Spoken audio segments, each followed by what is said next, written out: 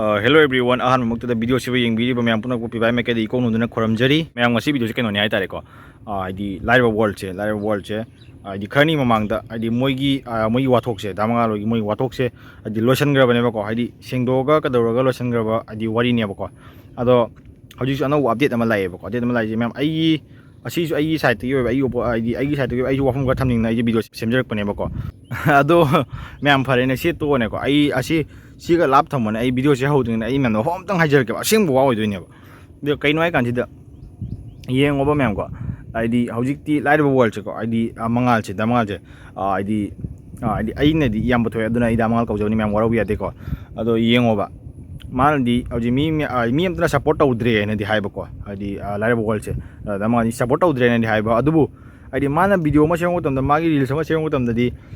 like che million ka bai tare ne mai video ko adu na takodi mai ma se support au de ba dinatre ko support au jul lei ba support au lei binati adu like million like se ngam chale idu na takodi edi poche adi support lei ba lei tiab dinate ba chindana ma adi comment na mangal thi ngang na re ba du support au de hoji tamning dire koning dire sakta adu odai ngang na re ba aduga som da su like si tum to ko video da mangal mana video sema ba video se dum like toro ne ba kaina kana sikari ne ha bani da yeng oba mem sine ba khoi meti macha gi phatris nakal am dana sida ba sum video se dum like to se dum namba ado sine budi fare sine to bo wari ni ado mem sini go hojik se mem kaino ne tare ne da mangal na hidi ngarang na che Facebook ta video ma thagalak pai tare Facebook ta hoi Facebook ta phang ne ba ko ina so ado mem yeng mina se ba ko video si ga man hai se iche ichan se id iche ichan among the Nungshiba bo id Nungshiba pirakhi na hai ne ba ko ado video se mem ko ma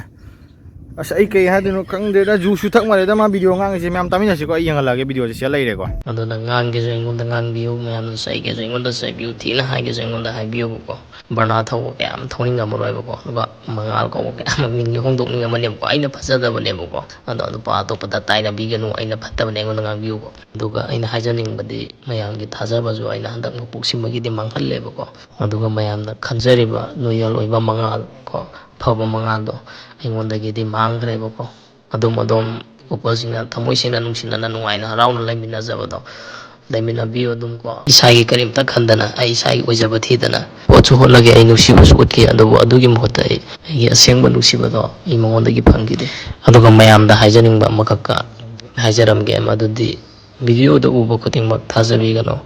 script su yawani mayam da tawsana ba su yawani Nungshiba saba su yawani masi madi ai haijaram ge aduga mayam na ibo phatte haibiri ba isa aina video na mamdraga di mayam na ingonda thajari ba isan bu nungsiri ba sisu nungsiram haina raga sinaraga nungsina ba sibu karamba Nungshiba no haina dana masana khangna nungsijar ku doi pame khupa khuba matamda khut ama khakta da khuba yada bane khut ani khuraga hobane ado ai khuba gani je khumina je haiba da ai ware ai pesa pai khale ai gari aso thogale ana aina ai wakal hongi banate ai khang da ngam to ba aina hingi mo punsim hingja sumani hing mai pa makta aduna ai hong jagi ba chak in bi ki ba khong ham bi ki ba gift pi na gi ma script ngatan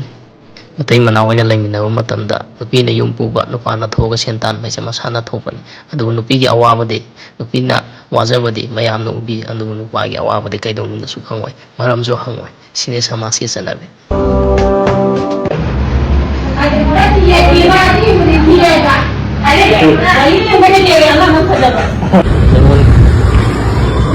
hotel saksa ge sida mayang ngasi de ko tharoi thongba kai thong loi phangare hore gi yeng te sang de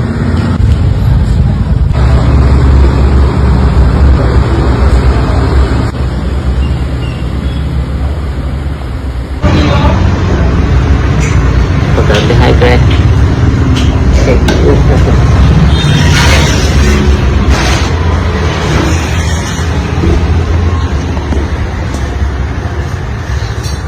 Yang lucu ya sekarang, mampu terang itu. Si berapa? Senjang yang siapa haru yau re, dari orang uti kangau, nga, oh ya, hotel yang dia, ꯕꯣꯔꯥꯁꯤꯕꯨ ꯁꯤꯗ ꯑꯃꯁꯨ ꯄꯨꯊꯣꯔꯛꯑꯦ ꯄ꯭ꯂꯦꯠꯇ ꯆꯟꯗꯕ ꯌꯦꯟ ꯊꯣꯡꯕ ꯑꯣꯏꯔ ꯃꯥꯜꯂꯦ ꯃꯥꯏꯔꯦꯟ ꯃꯥꯜꯂꯦ ꯑꯗꯨꯁꯤꯡ ꯍꯋꯥꯏ ꯎꯇꯤ ꯀꯥꯡꯍꯧ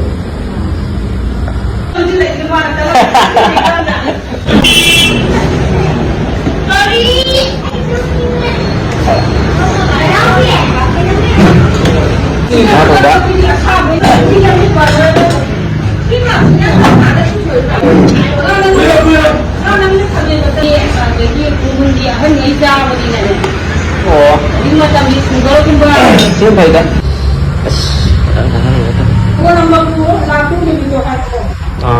Mau uang kayak lagi laga. Salah sih. Pukul pek salah. 하오래 소리만 북들래 시니다 ma'am 거 ma'am 좀 비디오시 오 좀 강비라면 뭐 거기 하이노 하이지 니샤주 खरा पानबा माले पोचे को फरे ਮੈਮ सिना सि ओरे अदो ਮੈम आई तसेंग हायरबदा वासे फजन ngangningni वासे सा आई दु अदो तारसु आइना मिगी पर्सनल अदो दम हिंजन ngangadab नते अदुजु ਮੈम आई तसेंग वाडी am nganninge को वाडी am nganninge आइसे अच्छे माइसिदी हौजी पूरा चैलेंज तौबदा लाए पोचे नान लोसनग्रे बाई दुबो मुक हौदुरक्तना आइदी मरालगा सिगलक्तना तविसे सी यावदि नुंगाइते अदुबो मैम आई वीडियो से आई खक्तनते आइना खरा वीडियो खरासु फंगबा लई अदो इचे आरके चन थोइनासु हाइरक्पा याम इचे आरके चन थोइजे याम सावगरेको याम स कइनो कांदा सुमाइना मु माना आइदी दी पूरा चैलेंज की मुंग तखोलक्पसे अदि सुमाइना माना सुमाइ तोरे माना उन नुंसिबा मु पिरखिदे काना हारक्पसिगा इचे आरके चन थोइसु याम सावरे अदो माना सु वीडियो मा आइदी सेमा इंगना नाजे लाइव थाब्रा कइनो खंगदे अदुदि आई फेसबुक त उबने अदो मीना वीडियो थांगनरक्पा अदो सु मैम आई यंगहलक्के बको वीडियो दो इचे आरके चन थोइनासु अदुमाइना दमंगाल याम सावना nganगakपदो अदु इसु वीडियो तो आई मैम हौजी हापकेबको अदो मैम यंगमिनसिको वीडियो से लोइफाव ꯑꯩꯁꯦ ꯋꯥꯁꯦ ꯉꯥꯡꯉꯣꯏꯒꯦ ꯇꯧꯕꯅꯦꯕꯀꯣ ꯃꯗꯨꯒꯤ ꯑꯉꯥꯡ ꯃꯉꯥꯟ ꯍꯥꯏꯔꯤꯕ ꯑꯉꯥꯡꯒꯤ ꯃꯇꯥꯡꯗ ꯃꯥ ꯑꯩꯈꯣꯏꯒꯤ ꯄꯕ꯭ꯂꯤꯛꯀꯤ ꯏꯟꯇꯦꯟꯁꯟꯁꯦ ꯃꯥ ꯐꯥꯒꯤꯅꯦꯅ ꯈꯟꯕ꯭ꯔꯕ ꯃꯥ ꯄꯕ꯭ꯂꯤꯛꯀꯤ ꯏꯟꯇꯦꯟꯁꯟꯁꯦ ꯃꯥ ꯐꯥꯒꯤꯅꯦꯅ ꯈꯟꯕ꯭ꯔꯕ ꯃꯥꯒꯤ ꯅꯝꯕꯔꯗꯣ ꯑꯩ ꯈꯪꯗꯦꯀꯣ ꯃꯥꯒꯤ ꯅꯝꯕꯔꯗꯣ ꯑꯩ ꯈꯪꯗꯦ ꯑꯩꯅꯁꯨ ꯀꯣꯜ ꯇꯧꯅꯤꯡꯗꯦ ꯕꯠ ꯃꯥ ꯁꯣꯁꯤꯌꯦꯜ ꯃꯦꯗꯤꯌꯥꯗ ꯌꯥꯝꯅ ꯃꯥꯁꯦ ꯌꯥꯝꯅ ꯑꯦꯛꯇꯤꯚ ꯑꯣꯏꯕ ꯇꯥꯔꯒꯗꯤꯀꯣ ꯇꯧꯔꯤꯕ ꯈꯣꯠꯂꯤꯕ ꯑꯃꯁꯤꯒꯤ ꯌꯥꯝꯅ ꯃꯥ ꯈꯛꯇꯅ ꯆꯨꯝꯃꯦ ꯅꯠꯇ꯭ꯔꯒ ꯃꯥ ꯈꯛꯇꯅ ꯌꯥꯔꯦꯅ ꯈꯜꯂꯤꯕ꯭ꯔꯥ ꯍꯥ ꯌꯨꯇ꯭ꯌꯨꯕꯇꯒꯤ ꯄꯩꯁꯥ ꯇꯥꯜꯂꯒ ꯍꯤꯡꯕ ꯒꯦꯝ ꯈꯔ ꯄ꯭ꯔꯣꯃꯣꯁꯟ ꯇꯧꯔꯒ ꯍꯤꯡꯉꯤꯕꯀꯣ ꯑꯇꯩ ꯊꯕꯛ ꯃꯌꯥꯝ ꯁꯨꯔꯝꯕꯗꯤ ꯌꯥꯏꯀꯣ ꯅ ꯀꯩꯗꯧꯕ ꯌꯥꯎꯒꯦ ꯅꯠꯇꯦꯕ ꯃꯥꯒꯤ ꯑꯣꯏꯕ ꯊꯣꯛꯈ꯭ꯔꯦ ꯃꯌꯥꯝꯗꯤ ꯁꯥꯎꯅꯔꯤꯕꯅꯤꯀꯣ ꯑꯗꯨꯃꯥꯏꯅ ꯊꯣꯛꯄ ꯅꯨꯄꯥ ꯅꯨꯄꯤ ꯃꯌꯥꯝ ꯑꯃ ꯂꯩ ꯋꯥ ꯃꯈꯥ ꯇꯥꯅ ꯁꯣꯁꯤꯌꯦꯜ ꯃꯦꯗꯤꯌꯥꯗ ꯃꯥꯒꯤ ꯅꯨꯄꯤꯗꯨꯕꯨ ꯀꯩꯗꯧꯕꯩ ꯑꯦꯂꯤꯒꯦꯁꯟ ꯇꯧꯔꯒ ꯊꯥꯒꯠꯂꯛꯄꯁꯤ ꯑꯝꯇ ꯎꯕ꯭ꯔꯕ ꯑꯗꯨꯒ ꯃꯤꯁꯇꯔ ꯃꯉꯥꯟ ꯅꯪꯅ ꯀꯔꯤꯒꯤꯗꯃꯛꯇ ꯑꯃꯨꯛ ꯏꯆꯟꯗꯨꯝ ꯑꯦꯂꯤꯒꯦꯁꯟ ꯇꯧꯔꯛꯏꯅꯣꯕ ꯅꯪꯒꯤ ꯀꯩ ꯔꯥꯏꯠ ꯂꯩꯒꯦꯕ ꯍꯥ नंग पब्लिक इंटेंशन दे नंग ना स्क्रिप्टेड नहीं हुए नंगी वीडियो ने मो थागप ताती डिस्क्लेमर नंग थागपरा नत्रगा नंग मयाम दा नंग हाना वार्निंग पिब्रा नत्रगा नंग मयाम दा based on the fictional story ने नंग पिब्रा ngasi मणिपुर की यूट्यूबर कंटेंट क्रिएटर मयाम अमा लेरी बको कंटेंट क्रिएटर मयाम अमा ले चुमी चुम दा बिरो तो देबे मा नंग पब्लिक इंटेंशन नंग की पब्लिक इंटेंशन नंग सोन बिला प्रबना नंग कोई पब्लिक इंटेंशन नंग फागी ने खबर बांगा मा तुमिने लेफम थोपदो लेग्रोबा नंगना स्क्रिप्टेड ओइने हाइबा तागदि वांग हंगके बै नंगना इचंदु की वीडियो नबा मतमना नंगना पोस्ट तोगिबा लेब्राबा हा नंगना स्क्रिप्टेड ने हाइरेबा अदुदि हजि यंग कपल्स मयाम यूट्यूबर मयाम अमा लेरिबा किंग कोंग करिक्रा मयाम अमा लेचो कपल्स मयाम अदु मोइने नुसिबगी साजनरिबा साका सामिनरिबा मुबंगा तोमिनरिबा अदु मयाम नमो काउंटर तौरागदि मनंग मदुगी रिस्क लोबा गमगद्राबा नंगदु मयाम थाजनबगीदमक्ता नंग होनरानो खबा नंग इचंदुना फन लांगेरा नंगना फन चुंगेरा ओइनिबोयो नंग कोर्टा टेनो को सोशल मीडिया थेंगनगदब नते नंग ना होजि लोइनरिबा नुपीदु नतबा नंग ममा नंग नुपी कयाम लोइनग्रे नंग कयाम मेसेज थानग्रे बसी कनागुम्बी अमना पुरपुथोरगदि अदुसु हाइबा ngamdena maybe it happened habaneba नंग ना सिदा अचुम सागा रोंग एलिगेशन इचन तोबदो तोगनु को तोगनु हाइस नैना आई इचन की दमकदा सपोर्ट लेबगी अमा मलम तोथोकोबा नुपा मना नुपी पुसलकपा नतगा नुपी लोलकपा हाइबसे अरोनबा थंबाइबसे मागी नुपी अहनुना यानरगनि यानबनि यानदगनि क्राइम ओलाबसे मिस्टर मंगा आई नोंगोन हाइरमगेबा nang na YouTube to the nangi content to da script ni aduni mayam pang tha tha ja biganu script ore pusyaw ni nak khadal ko pang thajing law na ha nang na koi public man nang phagi ni kamana nangi dum scripted oi bata ga di nang mangzo na disclaimer pi ba ke dawi na tiga based on the fiction ni pi ba ke dawi na ha ngasi pau ba ka ko oi ba go animation to ba mayam YouTubers na lam hai dui mayam wari si aina sajan bani imagine to bani best to bani abasi mayam hai ni banga tani film da su kai duso best bazi fiction ni true story na hai ni banga tani mayam public mayam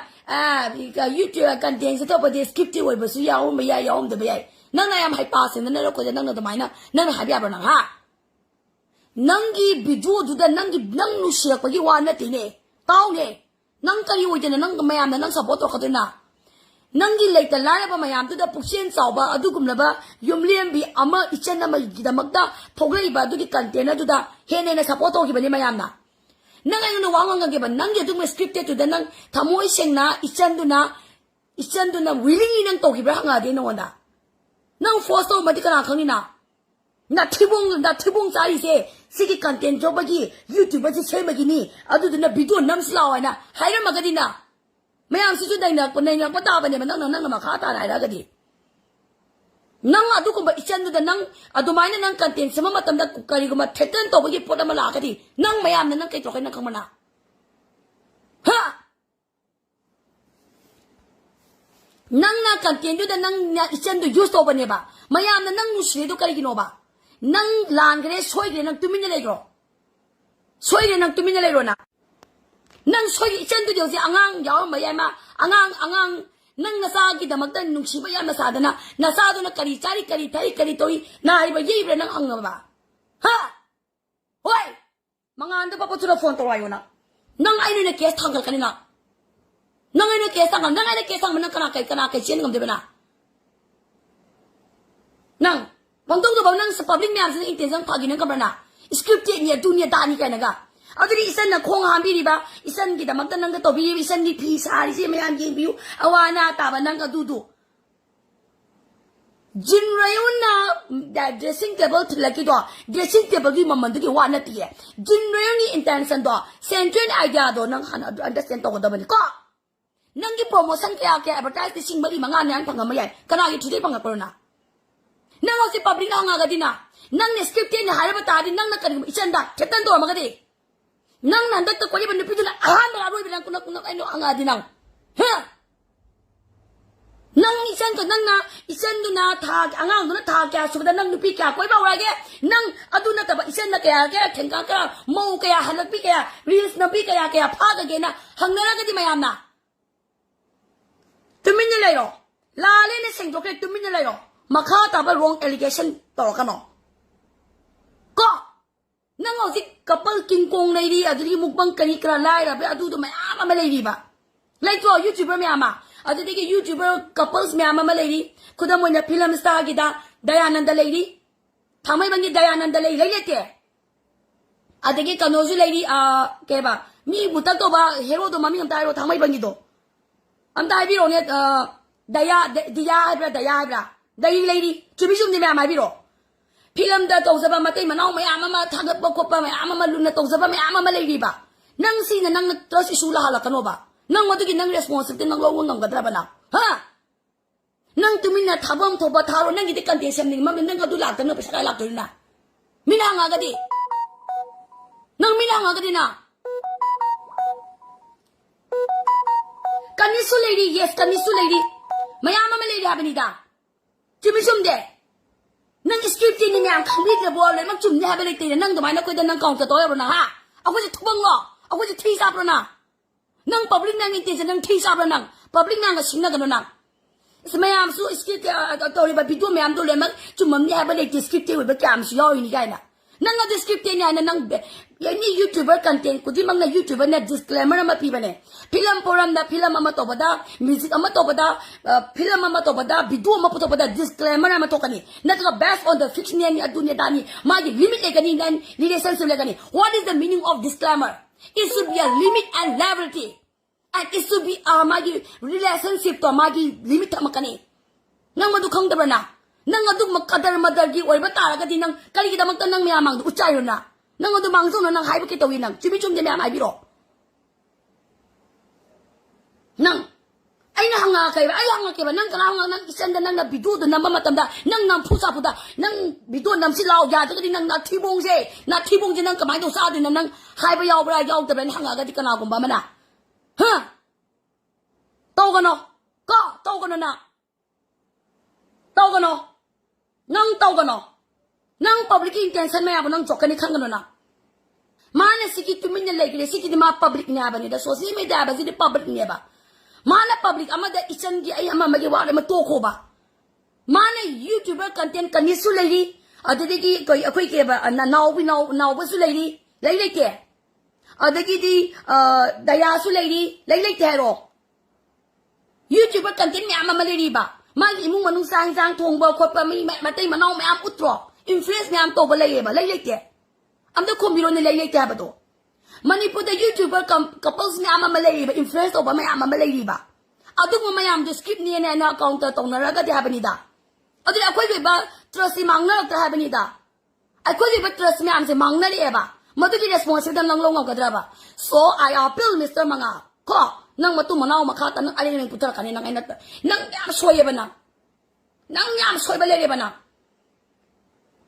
nangi wang wazara bagi nangi su aseba me am le ram gani isen gi nubani yu mama pa mi na gadi nubani gi lu hol le ram gani ba chum me ba ko matai manao khudi mak se perfect na te ba Mr. Mangao but what about you wa bani ba nang au chikin nupi ma usutum be ba adu du nang loi ba ba adu gi mamang di isen nan nupa ke nang nupi kya pau na bagi nang pha gre na hang na di kana gum ba mana nang kadai ba nang hai ba ngam du no bana hun na gadi le tu wa ta bani ba ko but nang nupi da nungai ta ba waro ba potu ji just quarter sa lo chumi sum de me but nang akoy ba public mayam sibu nang nas mayam at bidu the descriptive oi ba yaw ba ni yaw dam if nang na disclaimer nang na clarification to ba ta di early nang you should nang disclaimer to ko da ba ne ba nang public nang clarification nang pi ka da ba ne ba nang koy public mayam intention de nang long ni bo na nang long ni ai sin nang to ka no ba na ko tau gano ba ina si tobi gano please adi di usi me ama ma kani soi lady daya hoi lady adagi me ama ma now boy ke me ama ma couples me ama ma tori ting pong me am lady tau na ri ba ma koi me ama tori ba do khadak madak ne aina unara gadi apa ba wa ma hai ni nga su matai ma naw na pot ama na ta influence ma toni nga ka su khudong sa ba ma long ni ngo hai ta su nangi paisa du kak ta ki ta mak ta script nen to ra ba hai ta di ai koi manipur da lai minari ba community ma di khuna ya sida nang na trust issue ma pi ba khama nang mi usiki ne ba nang gi do maru to khan luk thau ba nang ai ngo de nang ya re ba nang ya re ba nang thuna ko to na nang thuna ko to ai sin nang ai na nang mayam su to dum kaw thok na ga re ba nang angang du na ri bra ye ri bra nang hang bra na ha angang du na kari phibam na lai te nang kari understand to ra ke ba na matai manao khudi mak se manga loi ni ma perfect na te ba lu phol le mak lai ba nga ta ne ba nangi nungai ta ba pot ti manung da lo salo ba ramananden wangong le ma tu na haise ki ba se ma se moi na nogi na tai na nogi nungai ta ba pot ti manung da lo salo ya da ga ko ta salo ba manam di akoi le sadi mayama ma lai tung da hoga le ba angang generation mayama ma lai ba junne ne nangi dressing pi ba la iba da ate kem te ki nate ba nubani du oi ba internet oi ba pot nungshiba kindness oi ba supportive oi ba understanding lai ba amana ma mating pang na ba adu gum la ba humanity ki oi ba kai to wi ground adu da it is a good thing ha ba ki pot ba appreciate ko ba de ba junne na oi Mr. Manga to oi nga ngi se khanga ba adugu manangi ba kindness nupani ba loving caring sharing supporting understanding mayam dubo nang scripted na harakata ta gadi nang scripted na harakata di kanagum na nangon da pial thara gadi madu di ai nangi pitu si yengu bagi ai di siong na thajaru de ai ba belief amadi ai trust issue amadi ai nang bidus na manam mo ai am na nangon da intention na paru bani adubu nang scripted ni hairak pa targadi ai koi kaya gi thamoi thuga heliena trust issue la haliba posya nang control to gadam ni hairagadi nang supreme court pa nang reply to bangam gadra bana ha supreme court pa nang reply to bangam gadra ba oi mangan khana gi di na kasunate ꯆꯤꯟ ꯑꯃ ꯊꯤꯕꯒꯤꯁꯨꯅꯦ ꯂꯣꯛꯀꯞ ꯌꯧꯕꯅꯦ 이쌈 점는데 이만이 비마생과 망한 또 호롱지디에네 바이랑지디 후지디에네 나마나 바 마센지 강아바 ngang cái game hai người rồi tôi bút bút khăn ra đi qua mà này ngồi mà chín thi anh nè mà tôi cái against nè case tôi bây giờ đi bên này mà tôi năng không được sao 신이 그면 이제 알게 견도 얌 싸우거래 보고 얌 싸우거래 사범 수토에 그 많은 수 싸워 주는 거좀 메고 아도 면 이제 알게 견도는 하이신지 아이디 와시 깍닝아 왜 밤도 야우데 좀 왕학드네 면 좀 좀 따라만 좀 강비라만 해 보고 아도 면 아이기 왜 이사기 오피니언 하죠 와이 따라가디 그노니 마세 아이네 간자버다고 하는데 얌능시나 비디오 세마 콜라가 pesa talame 하이따레네 pesa talambasi 이제 이전기 맞땡 야우드레서 pesa tal마 숭앙가 뭐야보다 망아 아이 하이게 100% 아이 하이게 마나 마톰다 유튜브 세터로 뭐바 마네 미나 계속 뭉시로야 이제 인디라 예가가 미기는 서포트 오버네바 그노디 뭉시비도고 아이디 모바일이 몽토도 아도이도 마나 수마나 다망알라 수마나 시 아도이도 아무 빠먹바다기 नत्र थांगाई सिंगना फजन नुपी दुगो खोरमो नत्र थांगाई सिंगना फजन इजे चंद मा लाले खोलेना video म सेमो सिगबु सुगजाम चंगरब नुपी सिगा इजे सिगबु सिदगनी काई त खोलै जिबो सिदबै मोंग त खोलै जिबो सितौ नयाबनि द करी मु वीडियो सेमै नयाबनि द येनिंगद्रे हाबा वीडियो म कोम वीडियो सेमै हाबा करी नयाबनि द दु येंगोना सेमेना अदो माना सेमे वीडियो दो मा 좀 ममाय सोशल मीडिया जी खरनी थोकला नामने सोशल मीडिया से थोकला कोम हाइरक पाइदाने सोशल मीडिया से कोम थोकले कोम पाइथोरे मयाम की मंगाल लाइरब मंगाल मयाम वीडियो से केम नतेको सुम मयाम की मोतो से हाइरम मको आई मोतदी सिगी सुमाइना मान हाइरे वासे आई सुंजा यानिंगदे ओजु ओरम मको सुंजा थाजदे अदो मयाम की मोतो से हाइबिरम आई सेनि हाइरेनियो आई सुंजा थाजदे सुमाइना मिंगोंदा आइदी सुमाइना चैलेंज तौबगी मोंग तौरकपसि याम साथिना नुवाइते दु मथक्ता सुंथा थाजदेको सेमनिको अदो मयांगि मोटु साइबिरमो कामिंग आइडी मयाम कई खनबदु साइबिरमो अदो फरे मयाम ngasi वीडियो सिदा इन ngang masakda soi lang yor sum mयाम Poonam nangak pigani khali अदो मयाम आई कंटेंट लाइतना सेमजरक पनते असिंग वीडियो से मयाम पुनम आइडी असदा अखोय मैती मसेन सिदना बगी सुनते सिदना बई सुनते दि कमाइनो सिदनिंग दुनो आई के सिदा आई साना साइ मैती दि आई के फत्तना बाइदनो नत्रने मयाम को अदि सिगुम आइना वा थंबा थमम सुथोक्तरने मैम नत्रदि जुम नोंगोन मै हिंगलाने थमम थोक्तरने आई मैते आई सा मैते नेबदो आइना कई सिददु नत्रने चुम चुमद्रे हाइसे आई सेमनिंग सेमैरो वीडियो जे मैम नत्रा अदो सिनी मैम को अदो आई opinion I Sagi थमजरकपनी me ma'am अमा थमने साइ तुमदा थमजब नते अदो फरे मैम मसी मता स्वाइदा काइनरसी खुरमजरी मैम पुनम